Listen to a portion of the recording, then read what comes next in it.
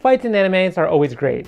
Two characters duking it out not only through their fists, but also fighting for what they believe in, all while having crazy flashbacks of their childhood. It's great! They don't even have to use their fists anymore. Most of the anime characters do their fighting with magic or swords or chakra or something like that. Kenichi, Mightiest Disciple, is all about fighting. But when it comes to special powers, the anime takes a more of a what if they didn't approach. Hey there, how's it going? I'm Haunted Toast, and today we're going to be talking about Kenichi, the Mightiest Disciple. Kenichi started off as a manga by Sun Matsueda and was featured in Weekly Shonen Sunday magazine. In 2006, an anime adaptation based on the manga was released. The anime was made by Tokyo Movie Shinsha, which also made The Gray Man and Dr. Stone. This was one of the first animes I've seen, and I loved it. So let's see if it still holds up after I've seen numerous amounts of anime. I mean, like, a lot of anime. Like, a crazy amount. Like, not even like the regular 12 episode animes. Some of them are like 52 episodes. I've seen Naruto, which was like 900 episodes, including filler. I've just seen a lot of anime. But anyway, this isn't about me. Let's get on with the review. The story follows the life of Kenichi Shirahama, a loser who gets bullied constantly. To improve himself, he decides to join Ryo Zanpaku and learn multiple martial arts. He learns Jiu-Jitsu from Akisame Koetsuji, Karate from Sakaki Shio, Muay Thai from Apachai Hopachai, Weapon Defense from Shigure Kosaka, and Kenpo from Kensei Ma.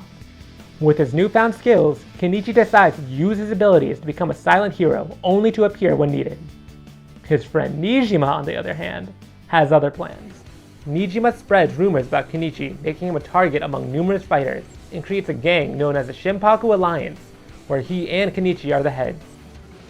Popularity of the Shinpaku Alliance and Kenichi rise, and eventually attract the eye of Ragnarok, the deadliest gang in town. The two gangs fight it out during the entire 2 seasons, all while Kenichi is still learning the basics of martial arts.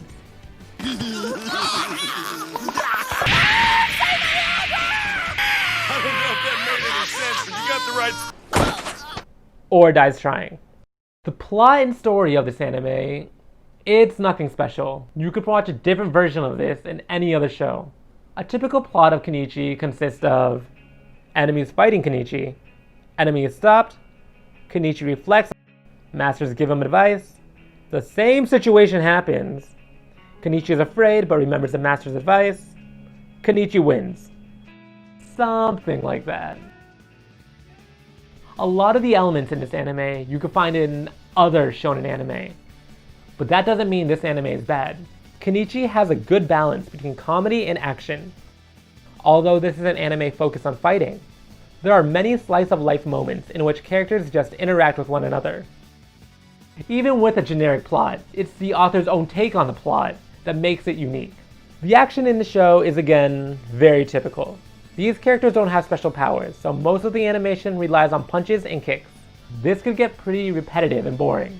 The anime keeps the fight fresh by adding characters with different fighting styles, from Kenichi's 5 martial arts he's learning, to Takeda's boxing, to Nijima's He's running away! strategic withdrawal. This is what makes the show interesting. Each episode doesn't just introduce a new character, but also a different fighting style. The jokes do land, and there's a good balance between jokes and action where neither of them overshadows the other. The fights are able to grab your attention, and the characters are the ones that you want to root for. But that's just not good enough to make it stand out from numerous shonen animes. The pacing is a bit slow, and a lot of the internal monologue is dragged out longer than it should be. It also does that really annoying thing where the character will do one move, and then they'll have one other character explain it frame by frame. Whoa, did you see that awesome feint Berserker pulled on him? Yeah, he went in with a left jab, but then he got him with a right hook. You don't need the explanation. All in all, the story of Kenichi is extremely basic, but that doesn't mean it's bad. It presents itself in a way that is entertaining. But an anime like this really just depends on how well you write the characters. The most important thing about a shonen anime is the characters. Without well-written characters, you have nothing. The characters of Kenichi are well-written and have incredible backstories that are relatable, but are also very generic. You have the protagonist, Kenichi, who was bullied throughout middle school and decides to change himself. He learns martial art and fights for those who can't defend themselves. Every fight he gets himself into, he immediately wants to quit. But he doesn't because of his sense of justice. He's aware of the dangers that he's getting himself into, but he goes in anyway. You also have Seto Kaiba, and in this anime, he's known as Hermit. Like Kaiba, Hermit was an orphan boy who was adopted by a rich businessman, and when the businessman died, Hermit inherited the company.